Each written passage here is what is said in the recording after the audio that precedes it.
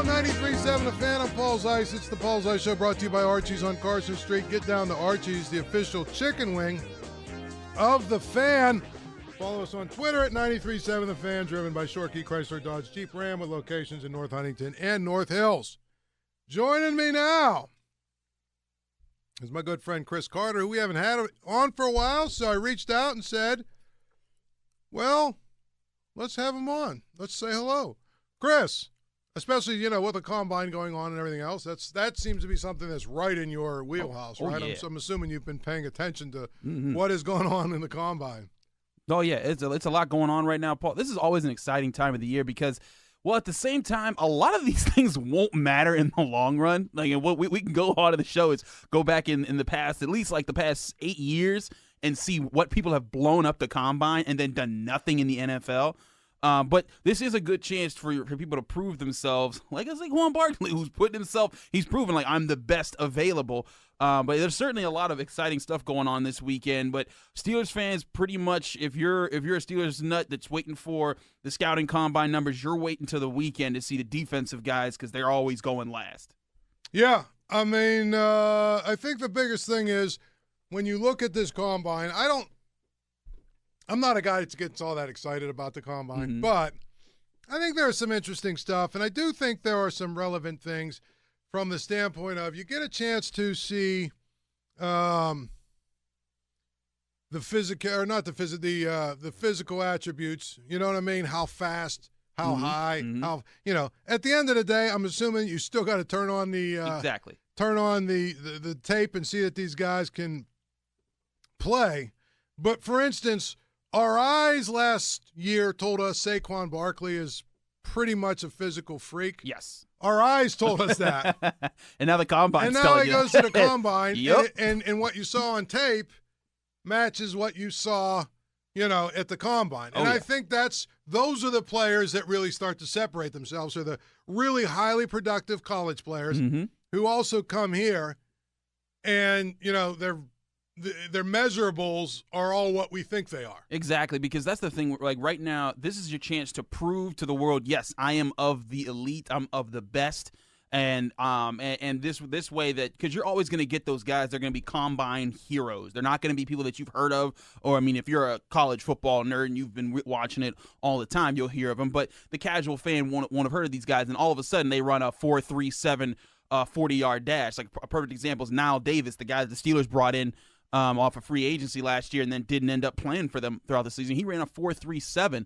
And he was, and that ranks better than Saquon Barkley. But you look at all the things that Barkley's been able to do. I mean, I don't know if you watch his social media videos, but he's been doing squats. His videos have been like a super young James Harrison. The way he's just been saying like, hey, this is how good I am, and I'm going to prove it at this combine.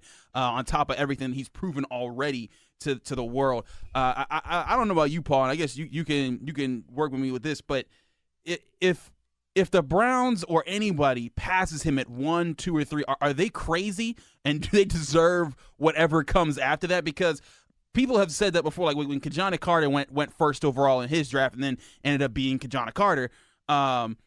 People look at that and they say, oh, well, what if Barkley's not there? I just feel like with the stuff that you saw in college football and the stuff that he's doing right now, and how consistent he's been, is someone crazy for passing up this guy? I think the answer is yes.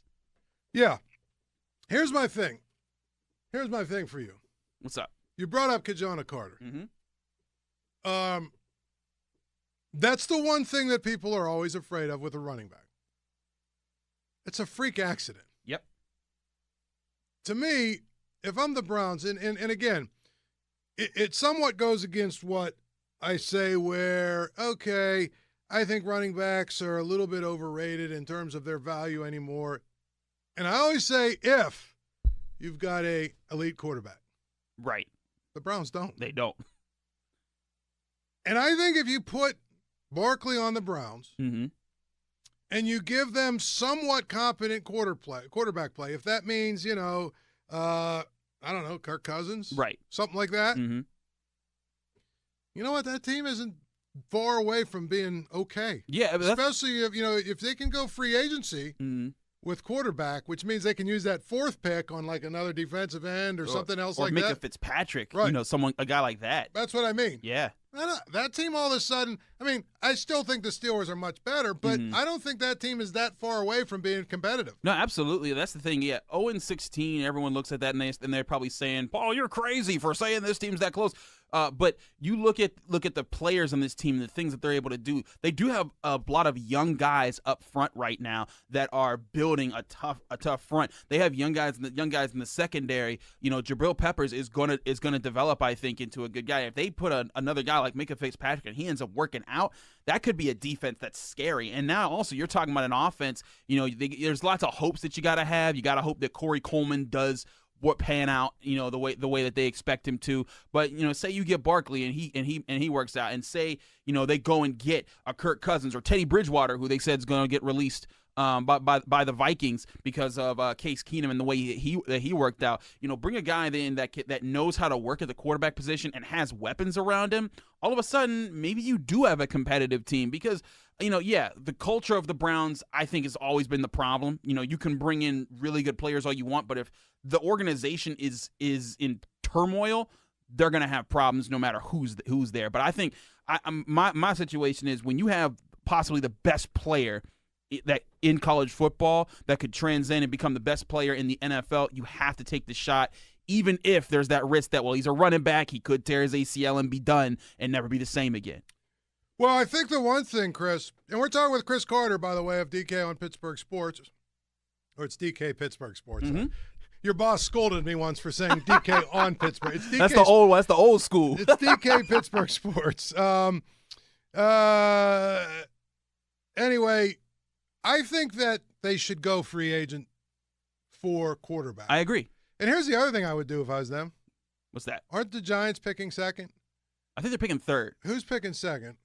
Whoever's picking second. Hold on, let's pull up the draft order real quick. I thought it was the Giants, then the Colts, then the Browns again. But the Browns do have 1 and 4. That's the thing. They have 2 top 5 picks. Yeah, the Giants are second. Oh, they're second? Okay, Colts are third. Wow. So here's my question. The Giants are probably going to go quarterback. Mm-hmm. Almost assuredly. If I were the it's risky because you might lose them. Right. But I would think about, if I were the Browns, trying to flip spots and get something else for it. Get like another pick or something, because you could easily bluff that, hey, we're going to give somebody else that needs a quarterback this, you know what I mean? Because we got the 4th pick. I agree. So we've seen it before where that's happened. Right? No, yeah, we've seen that. I mean, and people, you saw it last year. The Bears, when they jumped to get Trubisky like that, everyone's like, "Why did you do that?" Nobody was going to pick him, and it was there's situations where teams get antsy, just like you're saying. But that's what I'm saying. Yeah, no, I agree. So you get a little bit more for him, and you've got the 2nd pick, and then you take Barkley. But see, here's the thing: I'm not all that sold that the Giants wouldn't take Barkley. Exactly. They need a running back. That would be the scary thing. Yeah, because if you pass him up, and then you end up saying, "Oh crap! Well, who are we gonna get?" You could go quarterback again. How many quarterbacks have the Browns picked? Forget the long list of quarterbacks since the '90s that haven't worked out for them. How many quarterbacks have they picked in the past 5 drafts? You got Manziel, you got the guy they have now, you got Kessler, Kaiser, all these young guys that you've brought in and either chewed out or they're sitting there right now.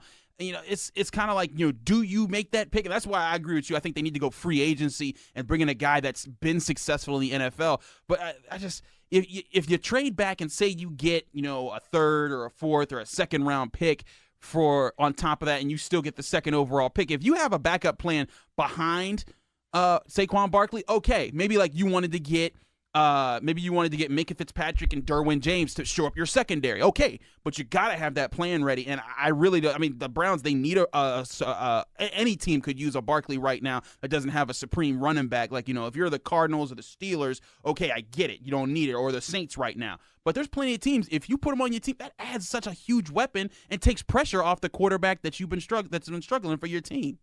Yeah.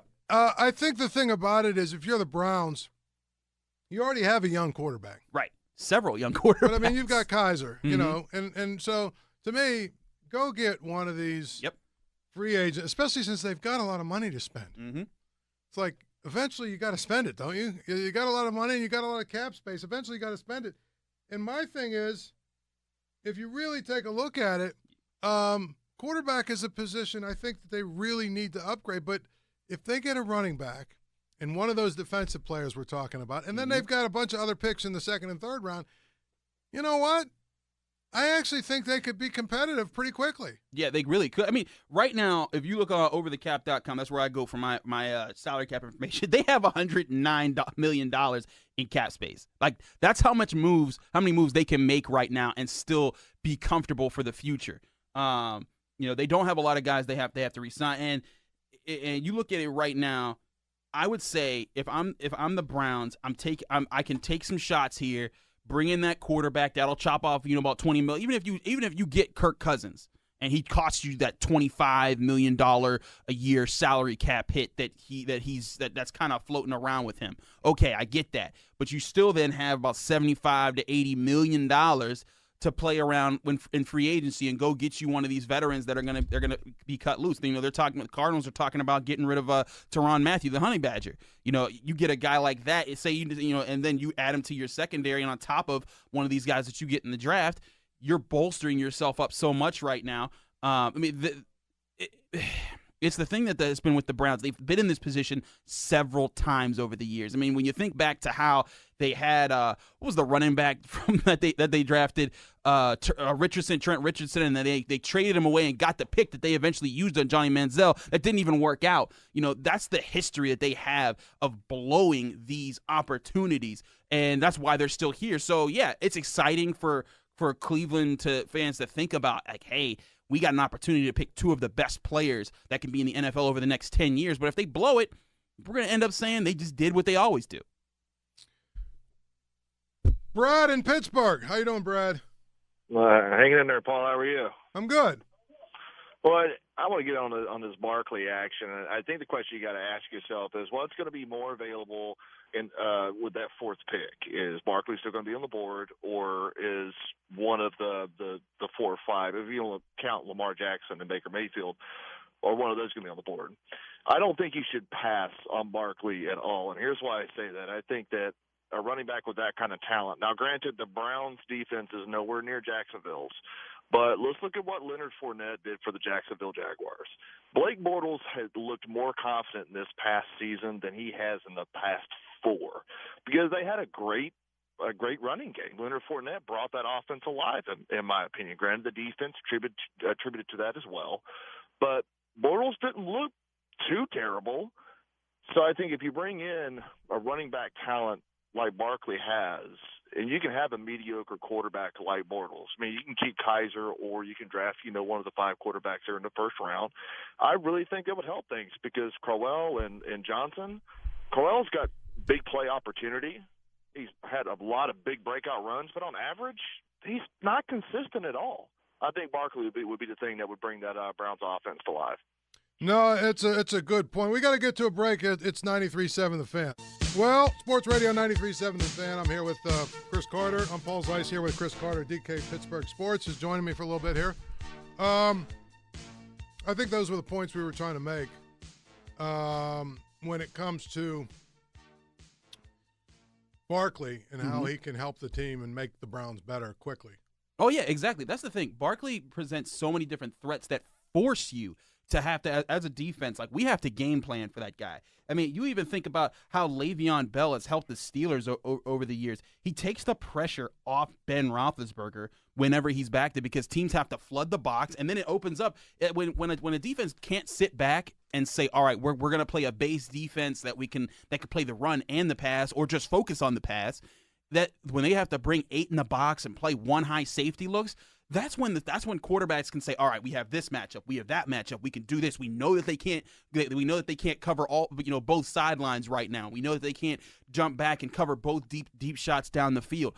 That's what a great running back could do. And then on top of that, in the passing game, and we've seen over the past few years with how Le'Veon Bell's done it for the Steelers and how David Johnson was doing it for the Cardinals before he tore his ACL.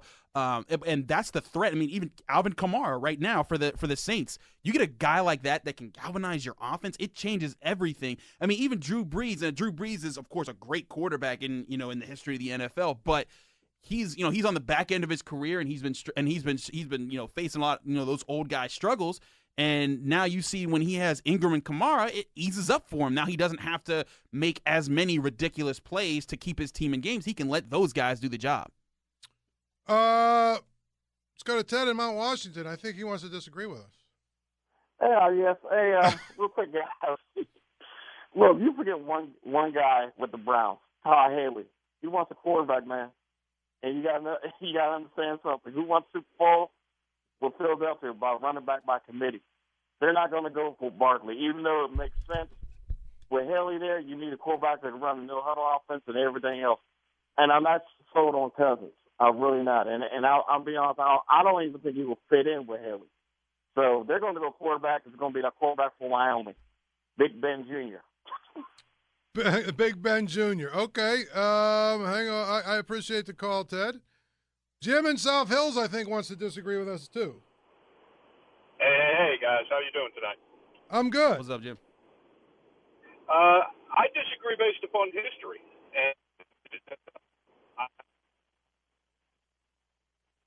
And We're losing you, Jim. Well, Jim probably had a good point, but I think that I think that your phone didn't work. The Steelers, we were talking a little bit about the Combine and different players at the Combine and everything. The Steelers obviously have some needs on the defensive side of the ball, but I wanted to ask you a couple things. First of all, Ed Bouchette was on a little bit earlier, and he was basically saying that he doesn't think it's a guarantee that the Steelers are going to give Le'Veon Bell, tag him. Like, they might actually, let him test the free agent market. I think that'd be dangerous. Instead of tagging him. Yeah, I mean, it's certainly a possibility because right now they got cap questions. People you might look at their cap number and how low it is. It's around like $3 million right now in cap space. That doesn't matter because about right now, if the Steelers were to go into the season as they were at this moment, they'd be paying Mike Mitchell $8.1 million as a cap hit. That would go away because they're not going to do that. They're either going to give him a pay cut, at least take half off that, or they're going to release him, and that would free up about $5 million for the cap next year. There's also J.J. Wilcox, who they didn't like, obviously, because he didn't see any playing time after the early parts of the season. He's $3.5 million. You take those guys off the roster right now, that's $8.5 million immediately put back into your salary cap, and then you can afford a Le'Veon Bell type move. And then that's still not counting they could restructure Villanueva and a few other guys to make room right now. So the Steelers absolutely can make moves to do it. It's just right now, I think that they're struggling to. I mean, Le'Veon Bell knows this is his pay year. This is what he has to get that big deal. Because you can't gamble as a running back. I mean, as good as he is, and people might say, "Oh, he's soft because he got injured." It's not about soft. This is just about bad luck in the NFL. And you're gambling the more years that you play without a guaranteed contract. That's gonna set you up for the rest of your life. And yeah, it's great. He makes huge money off of the franchise tag in this year. But if he wants to make sure that he's taken care of, he got to sign a deal, and right now I think he knows how valuable he is. I mean, he showed it. Even in the playoff game, which they lost, the touchdown catch he had over Telvin Smith, no other running back's doing that for you. On top of the stuff that he does, when he has the ball in his hands and he's stiff arming everybody and finding the smallest holes through your offensive line. He knows that he's worth that much. The question is, can they come to that middle ground? I think it's absolutely possible the Steelers let him go. I think it would be a huge mistake. They know what they got in him. If they sign him and find a way to keep him, they can make the moves to make other moves and make sure that they're still set up for the next few years. Yeah, I've consistently said I don't think they should give him a long-term deal. That's me. Yeah. I think you can find a couple of backs to sort of do what he does. No, I mean, you look at this year. If they had picked Alvin Kamara instead of James Conner, who knows what they might not even be looking at Le'Veon Bell right now based off of the way Kamara played. Right. No, I mean, I think that it's going to be, because they've got 2 days, they've got 3 days or 4 days or something before they, I will say this. If they re-sign him, I think it's obviously great. Mm-hmm. If they don't re-sign him, I don't think it's the end of the world. I don't think it's devastating. No, I agree with you there. Now, the other thing is you gave some grades out, which I kind of liked. Okay. So what were some of the grades that you had or that you liked or whatever that you that you want to talk about on your website? I saw you gave some grades to the quarterback. Yeah, so I gave Ben Roethlisberger an A-, just because the way that he picked it up in the second half of the season really carried the team, especially when they lost Shazier. You look at the way that he was able to put up numbers against the Titans, the Packers, and then even the way that even though they lost to the Jaguars, the way that he dissected them once he got that offense going, it was ridiculous. And he did the thing cerebrally. You saw, and this is what I wanted. This is what I broke down. If you want to see what I'm talking about, go to DK Pittsburgh Sports. We also check out our Facebook page. We post our videos on there. I did a video breaking down the clips of how Ben Roethlisberger was picking people apart. But early on in the season, you saw him drop back and he'd immediately go to his first option or his second option and just say, I'm just going there and commit to it. In the second part of the season, you saw him saying, like, line up, look around and say, all right, that's what they're doing. We're going to audible this. Like I pointed to one time in the Bengals game, the second Bengals game, he saw one high safety. He switched the play up. He got Martavis Bryant on an out route for 20 yards because they're too scared to jump anything underneath. So, I have that right now. Or, when he threw the first touchdown pass to Antonio Brown against the Titans, he knew he had one high safety, and that was Kevin Byard, a really good safety. He led the NFL in interceptions. All he had to do was just say, if you're one high safety, I know you're scared of both Bryant on one side and Brown on the other. He looked one way, Byard went there, and he threw the other. That's where Antonio Brown was, and he'll take a one-on-one with him. Those are the type of things that he was able to pick at late in the season that boosted him up. And that's why I gave him an A-. I gave the offensive line. I think I gave them an A overall because they put together a solid year. I think I gave the outside linebackers a C+ because they obviously still have a lot of work to do. Bud Dupree hasn't been the player they need him to be. T.J. Watt had a very good rookie year as a debut. He still has a lot of work to do. Inside linebackers, I think I gave a B-. I've done so many of these now. It's tough to remember them all. But it's just. I think it should be noted here that you're not just some schlep. No. Throwing these out. You went back and watched film and stuff. Oh, right? That's the thing. Yeah, I break down film every week for DK Pittsburgh Sports.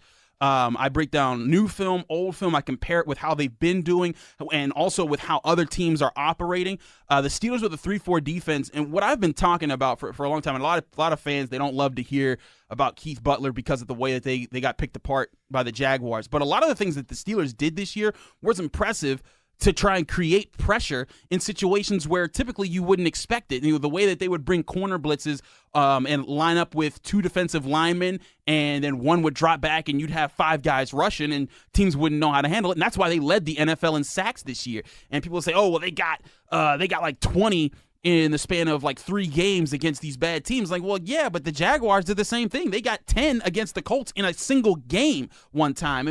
The thing is with the Steelers is that when I analyze them, I'm analyzing for what they're expected to do. When you look at Bud Dupree, and Dale Lally, our Steelers beat writer, he and I both agree. When you look at Bud Dupree and people say, well, he's not James Harrison or he's not this, and yes, we know that, and it's disappointing it's disappointing because he was drafted, I think, at the 20th pick in the first round. You need a guy to produce at that level. But when they drafted him, they knew he was explosive off the ball, but he did not have the pedigree of an elite pass rusher.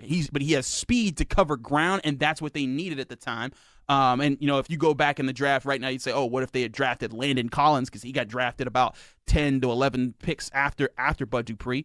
But what you got to do is when you're evaluating players, you have to consider what their actual expectations are. That's what we're doing all the time at DK Pittsburgh Sports. We don't just say, oh, well, this guy underperformed, he gets an F. No. We look at what they're expected of. Like, for example, I'm more critical of say a Mike Mitchell because of his veteran position than I would be of, say, a Sean Davis or a T.J. Watt or a Juju Smith-Schuster for their mistakes because they're younger players. And that's something that we evaluate and that we're constantly looking over every week. And now especially, I'm almost done with the grading section. We just have to do running backs and tight ends and fullbacks. But after that, we're going to get right into our grading of the draft class because now the combine's going to be over. We'll have all the final numbers and measurements, and now we can put film to stats and let everyone sort of just say, like, okay, this is what you're getting if you go for, say, a Justin Reed, a safety out of Stanford. But there's a lot of good conversations that we've been having at DK Pittsburgh Sports. I urge you, if you ever want to talk with us, come over, check us out. We got great stuff. Yeah. Real quickly here before we get to the break. If I say to you, what position group would surprise most people if you told me, like, in other words, people thought, okay, this group played terrible or this group was great. Mm-hmm. And you watch film and the film says something else. What group would you say is probably the biggest disparity from what what people are saying about it? Defensive line. Simply because people, all they remember is that Jacksonville game when they were not effective at all. But when you look at all throughout the season, you had an interior defensive end in Cam Hayward get 12 sacks. Tyson Alualu was arguably, after Joe Hayden, of course, but he was a huge free agency move because they've been trying with Ricardo Matthews and Cam Thomas and all these guys that have a third option as a 3-4 defensive end, and they finally got it in Tyson Alualu. The plays that he made to stop the run, to fill gaps when Stephon Tuitt got hurt, that was huge. The biggest disappointment in that group was Stephon Tuitt. He only had 4 sacks in the season. You wanted him to have 8, 9, possibly 10 to get your other double-digit guy, but they did a lot more than what people expected, and people also forget Javon Hargrave is a second-year player, and Stephon Tuitt's still extremely young in his career. I think he turns 25 this year, might turn 26. That's the group that a lot of people that I receive a lot of pushback. I think I gave them a B, just a flat B, because they did end the year on a sour note. But overall, they are a unit that I think is going to, if they can get it together and stay healthy, that's the key thing. Stephon Tuitt and Cam Hayward have to be healthy, but if they're healthy, they could be a wrecking ball that causes problems in the NFL for a while. Paul Zeise Show is brought to you by Archie's on Carson Street. Get down to Archie's, the official chicken wing of the Fan, also the home of the 50-cent wing from Monday through Thursday. We're here with Chris Carter of DK Pittsburgh Sports. He's their NFL expert, NFL analyst, whatever they are, whatever we want to call him. But we always like to have him on. And, of course, the Combine is going on, and so it felt like it was a good time to reconnect. Question I have for you with the Steelers. Sure, what's up? You've watched probably some film on some of these guys. Mm-hmm. If you had your druthers, who do you like for them? What position would you like to see them address with their first-round pick? And are there some guys you like? Yes. So it's either between inside linebacker or free safety. And the thing is that these are the two immediate needs. Inside linebacker, I think, primarily because Ryan Shazier is not playing next year. You don't know when, if ever, he'll be back in the NFL. And you have a good Buck-style linebacker in Vince Williams. And there's a good chance that they'll go out and get Lawrence Timmons when he's released by the Dolphins, and he'll be your backup Buck linebacker. And you have two bigger, slower guys that can stop the run.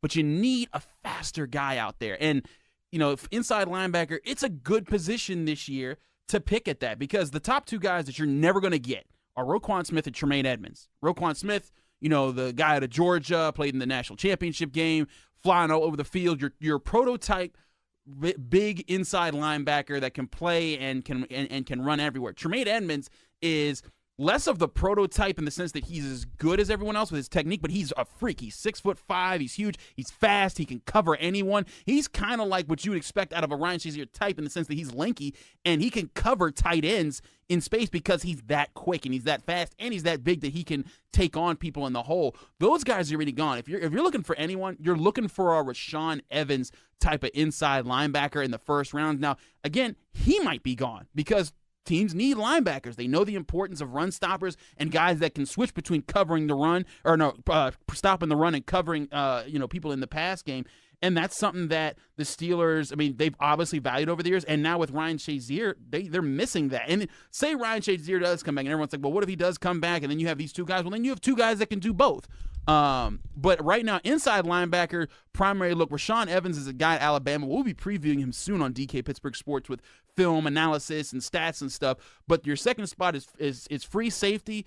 I think guys that you can safely look at are like a Justin Reed type from out of Stanford. He's Eric Reed's younger brother. He's a better coverage safety than Eric Reed because he can fly around. He's that free safety type. Really good quickness. If you want to look, I say the few drills that you should really look at with these guys are not just the 40-yard dash because that's what everyone loves to see. Look at the 3-cone. Look at the 60-yard shuttle. Those are going to show their change of direction, their explosiveness off the ball, also the broad jump because that's really what tells you how fast they get off the ball. But if a Justin Reed or if I think Damon Webb, the safety from Ohio State, if those guys can show that they can be explosive and quick as playing the backed off free safety, the Steelers might feel comfortable taking one of those guys. And I think Webb would back up into the second round a little bit. But say Justin Reed's floating there in the end of the first round and all three of your top inside linebackers are gone, you could go with safety, feel good about that. In the second round, maybe go get like a Josie Jewell out of Iowa because he's another guy. He was targeted, I think, was it 60 times this year, and I think he only gave up one or maybe even no passing touchdowns on the year. There's certain guys that can cover, but your prime guys you want are guys that can cover and be physical at the point of attack. So you think, in your mind, the Steelers should go either inside linebacker, safety, or corner? Is that pretty much? I would take out corner. They're good. You got Artie Burns is your future. Joe Hayden's right now. I think Cam Sutton's going to be a really good guy in the future. And also Brian Allen, you didn't see him this year, but he's the tall, fast kind of quarterback that they like to train up. And I've been hearing lots of good things about how he's coming up. He was a receiver for most of college, so he's having to adapt, and get those skills. What did the film tell you this year about Artie Burns? Artie Burns, I mean, he's good. He just has to work on the fundamentals. I think his reaction times when the ball's in the air are a little slow sometimes, but he has the quickness to recover in certain situations. When he's playing in his zone, he reacts to the ball. He reacts to the ball well. He can cover his responsibility. He also doesn't overplay his hand when he's running with somebody. Several times he would trail a receiver and he would get his hands on him just enough, but not to make sure that he's in the vicinity, but not enough to draw the flag. Artie Burns, again, is really young. I think he still has a lot to learn as far as making sure that he's consistently on the ball. I think that's his biggest problem right now. He hasn't had the on the ball plays yet. He only had one interception on the year. But at the same time, he had several passes defensed. Everyone's going to think back to, again, that playoff loss when he gave up a 45-yard deep bomb to a rookie named Cole. But you look throughout the game, there were several passes defense. He covers well underneath, and he's the perfect kind of size for a cornerback that you're looking for right now. He's just fine. Cameron Sutton, I think, is going to be a future really good cornerback for the Steelers because he's very smart. He tackles. He can play anywhere in the secondary, as you saw at Tennessee. There's even talk about him maybe being the free safety of the future. But I think they're good at cornerback. They've invested enough into that position. Maybe you add a fifth-round pick just for depth's sake and give someone a shot in training camp. But right now, the main thing is you need a free safety that can roam in the behind Sean Davis and be the person that can pick off deep passes and help when someone gets beat deep. And you need an inside linebacker. I also think the other primary need is an interior defensive lineman. Javon Hargrave's nice, but they need a big guy. Hargrave's small. He outworks you. He out-techniques you. He uses his hands and his quickness and his feet to beat you. But you need a mauler in there that can take up that two-gap position, kind of like what Casey Hampton did. I'm not saying you can just get a Casey Hampton like that, but when you have an interior guy like that takes on two blockers, that eases the job for Vince Williams and whoever else you have at inside linebacker and says, okay, now I can pick this hole and attack here and take that away. And the Steelers just haven't had that since Casey Hampton was gone. Was there a noticeable difference in Vince Williams after Shazier went down? I think, yeah, just because he couldn't just be himself. When Shazier was there, he was the cover linebacker. I mean, Shazier had no sacks on the season. He did pass rush on occasion, but he wasn't the guy that the Steelers were looking for from that. And Shazier did lead even after he got injured. He still, at the end of the season, led all linebackers in passes defense and interceptions. That's because that's how good he was at that. That allowed Vince Williams to say, all right, we're blitzing with you. And Vince Williams, if you ever go to Steelers training camp and you see the backs on backers drill when linebackers rush on running backs and they got to take them on, Vince Williams always dominated that. And if you looked at his 7.5 sacks this year, that's often how they came when he trucked over Kareem Hunt, twice in the Chiefs game. When he gets that blitz in the inside, and often offensive lineman will pass off the inside linebacker to the running back, he often dominated in that kind of a pass rush spot. And he was the run stop guy. He's arguably the Steelers' heaviest hitter from the guys that come off the linebacker position. he definitely had to change his role a bit, but he's earned his spot in this defense. And coming up on a contract year, that could be a big story because the Steelers are going to have to get someone for depth. And who knows where that's going to lead them in a year from now, especially because you don't know what's happened with Shazier. And they're probably no problem. They're definitely adding a rookie too. Yeah, because that's what a lot of people said. Without Shazier, Vince Williams was exposed, and yes. I'm kind of like, it's not exposed, no. Right, I don't think that's fair. Right. Because people knew, what Vince Williams is. Right. You know, it's not an exposure because it wasn't like people were saying this guy is the second coming. It's this guy's a buck linebacker. He's slower, but he hits hard. He plays well in the hole, and he can occasionally run with guys and recover well. I thought he did a great job in the Patriots game. Without Shazier, there was one time that he ran in on a blitz because James White was running a delayed passing route, and when James White waited for Williams to blitz, then he broke out. Williams broke behind, stopped his blitz, turned around, spun, and got the pass defense by taking away White, and that's one of those key plays that Tom Brady loves to take advantage of. And I'm sure that Bill Belichick said, we're going to wait for Vince Williams to blitz, and you're going to get a big play here, and he was able to wipe those kind of plays out.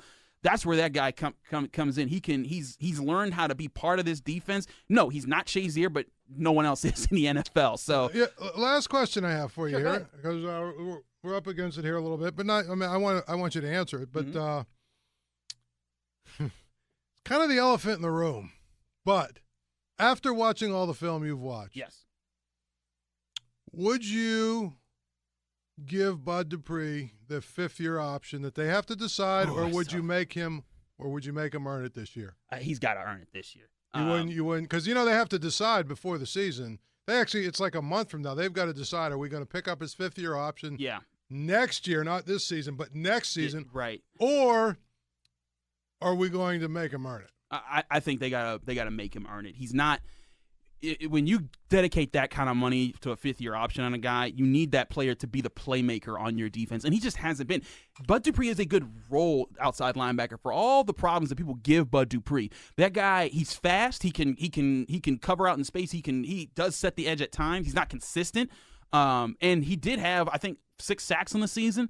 Now, most of that came because it was engineered by Keith Butler, and he was able to get a free look coming at the quarterback, but that's because he's so quick. He can get off the ball, and that's what you saw. Like Bud Dupree, most people don't know, since 2010, he has the second best broad jump at the Combine, and this is also why the Combine doesn't tell you everything, but the only linebacker that did better than him was Jamie Collins because he has explosive burst off the ball, but he's not physical with his hands. He doesn't engage you right. He doesn't have the moves to counteract it and build off of that burst.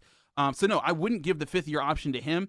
I'd make him earn it, and then, either he tests free agency or you see if you can sign him to another 2-3 year deal after that. But that's another reason the Steelers might also be looking at 3-4 pass rushers this year. And it's not exactly a strong year, but that also may allow them to get a guy that gets overlooked in the first round to fall to them in the second. He's Chris Carter, DK Pittsburgh Sports. That's where you can find him, at DK Pittsburgh Sports. There you go. Chris, thanks you so much for joining us. Thanks, it's always great. It's always one of the things we enjoy. And you know what? We'll probably do it again before the draft if that's okay. Man, we could do it as many times as you like, Paul. Just let me know. All right. Here's Chris Carter.